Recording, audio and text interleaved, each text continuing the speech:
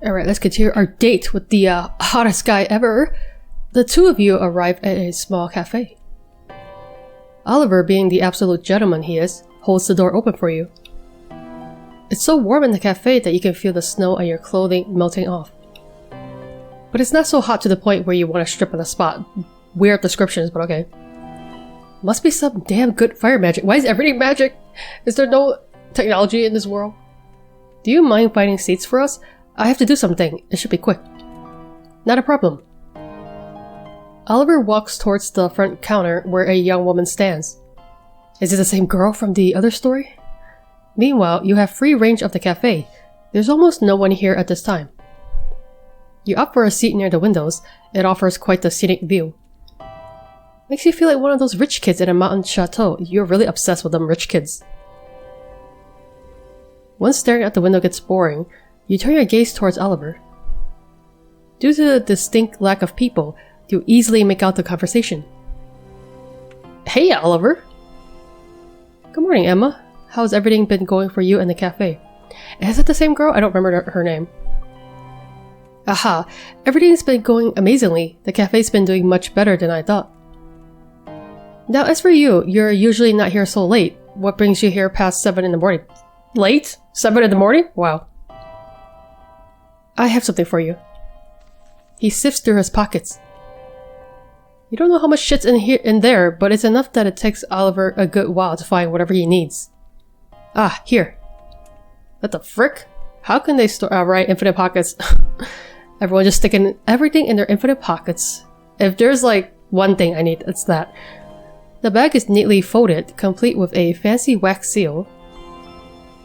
Oh, Oliver, you didn't have to. It says trial, so I think they're making their own coffee? I don't know if I trust that. How much time did you spend on this? Don't worry about it. Come on, I gotta pay you back somehow. You haven't a clue as to whether or not the blend is good yet. Well, you've never made anything that makes everyone vomit their guts out. Rarely descriptive. Still, that's the bare minimum for coffee. If a blend is making everyone vomit, there's something seriously wrong with the plants. Perhaps something went wrong with cultivating the plants, or maybe I messed up a step.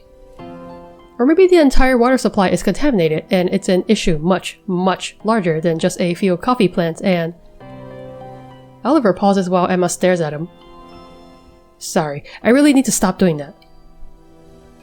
Nah, it's fine. Kind of funny hearing you list that stuff out. It's not. This is the boringest conversation ever. Anyways, I owe you. Alright, I have someone I'd like to introduce you to. Oliver looks over to where you're sitting at. You scurry over to the counter, taking care not to bump tables. I guess the besties? Who try each other's coffee experiments or something?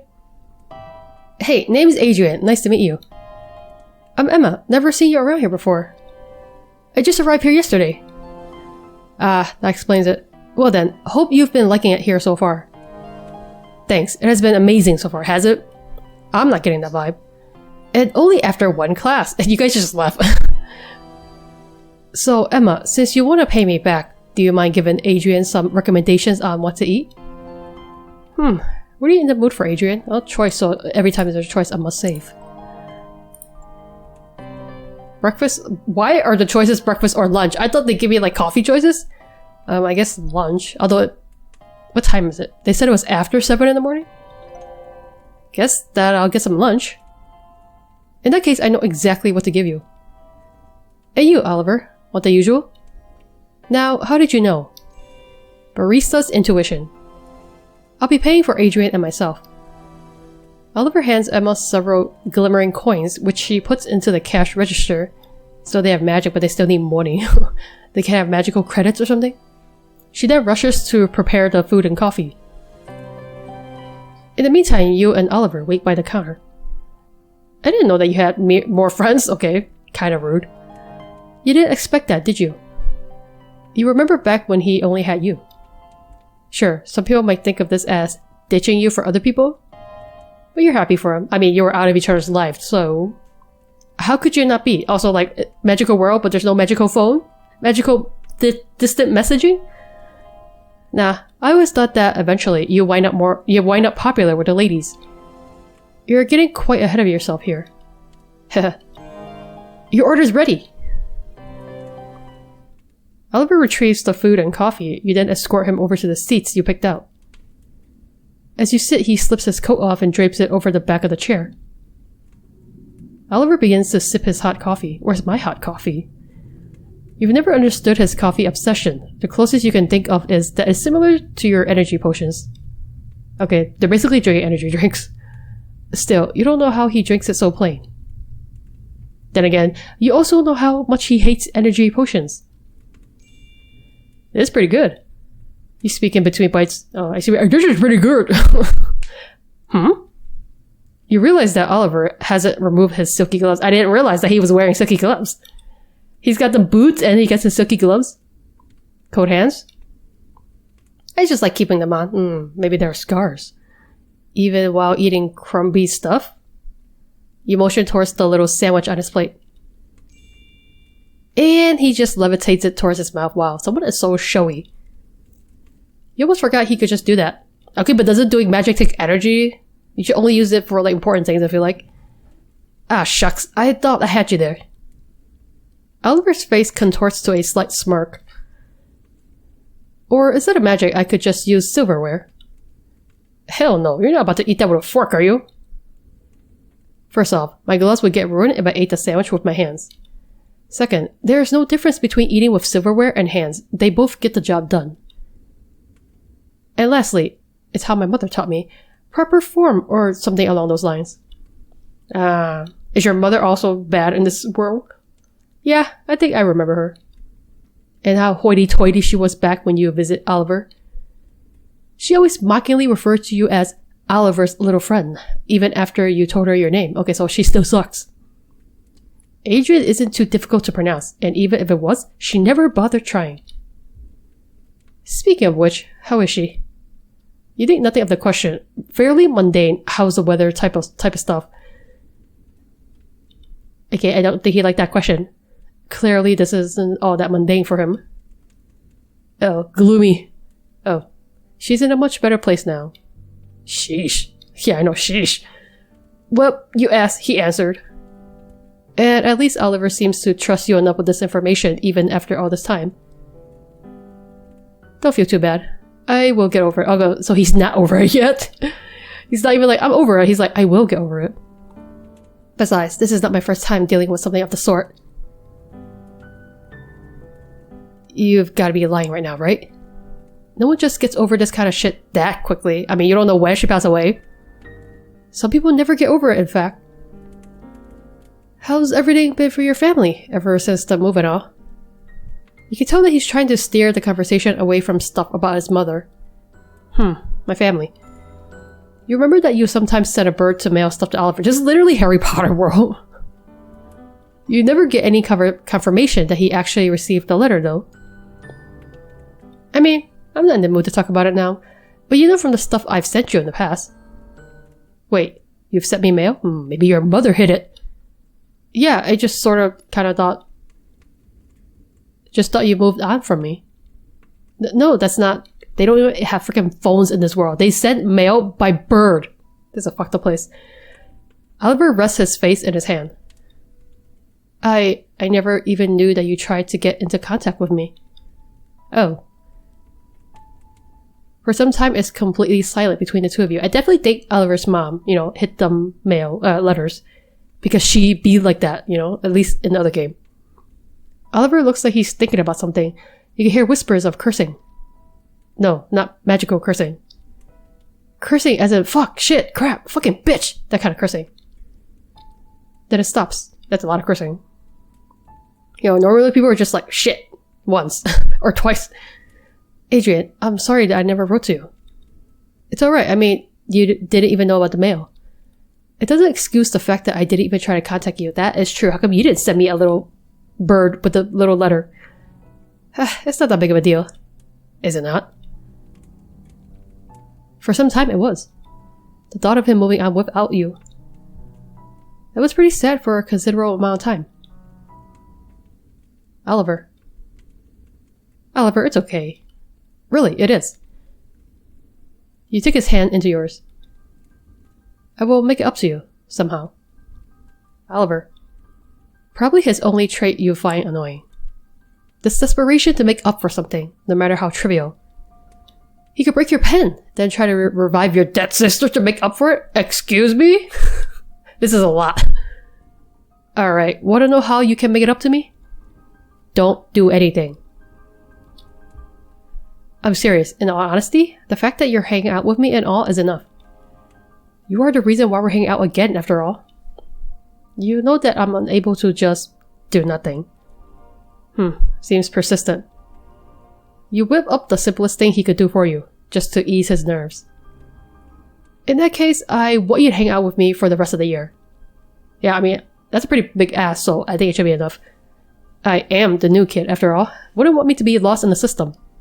Of course. You smile at Oliver.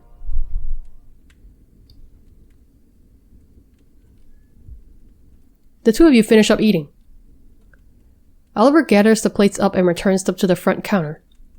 He then slips his heavy coat on over his shoulders. Next thing you know, you're back outside. On the way back to the academy, you realize that Oliver is walking in pure silence. Well, that's not good. The mood has been ruined. You almost want to attribute it to the biting air. But you do wonder if the conversation in the cafe has anything to do with it. You can't tell what he's thinking. If only there was a mind-reading spell, which is probably unethical, but very useful. Hey, Oliver, you okay? He jolts out of his trance. You were just zoning out a bit. Oh, sorry. I just have something on my mind. You want to tell him that you're here to listen, but you also know that you don't have the right to prod further into his life.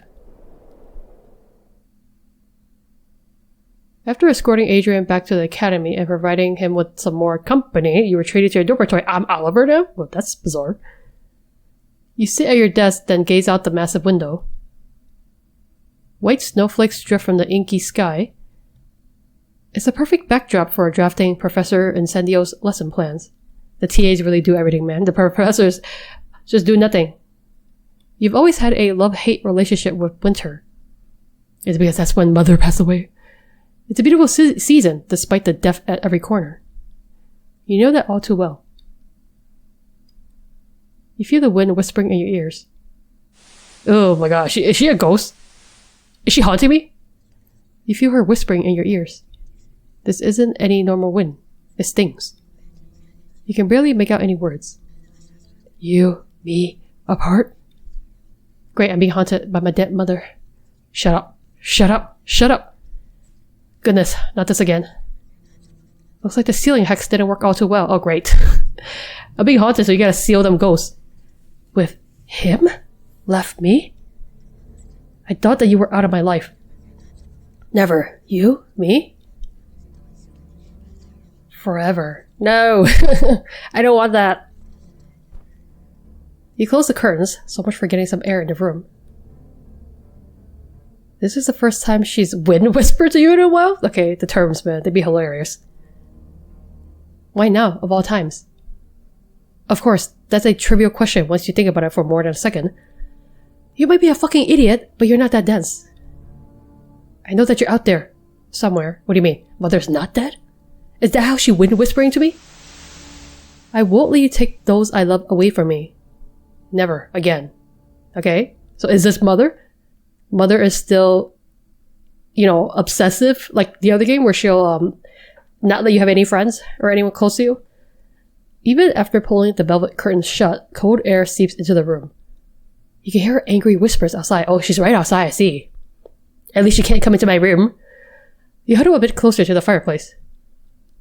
She's pissed, like always. Some things never change, do they? They sure don't, not even in a different world. This is the end of the episode. What to save here? Hell yeah. And then what? When I get an epilogue of some kind? You can return here once episode 2 is out. Thank you for playing. Alright. I guess some intrigues are starting to pop up. I wonder if every episode is going to be like showing you like POVs from both characters. Because I wasn't expecting like an Oliver POV. So it's starting to get a little bit interesting. I'm not super into the like a magical academy setting because I don't know, I guess I'm just not into it. That's the only explanation. But the whole I assume the mother, wind whispering, is kind of interesting. So I kind of want to learn more about that. So I'll give it like another episode when it comes out to see if it's interesting. Because so far I'm kind of like lukewarm, but if the weird mother mystery thing gets more developed, it might be more interesting for me to check out. So, but yeah, episode 2 is not out yet as of this recording, so we're gonna have to leave this here for now. So thank you guys so much for watching this, and I'll see you in the next video.